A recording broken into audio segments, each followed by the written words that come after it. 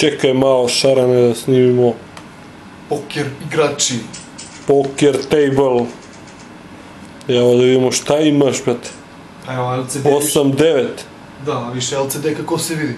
Pa televizor kad snimaš s kameru neće. Pa drugačije se osvežava te, znaš. Ima i učestvo. Imao se na televizoru, znaš, ali... Opa bato, počeo je rat foldera. Idemo all in. Koliko to? 40. Rekao 40. Rekao 40. Evo, šesti smo od 136 igrača, gospodine predsjedniče.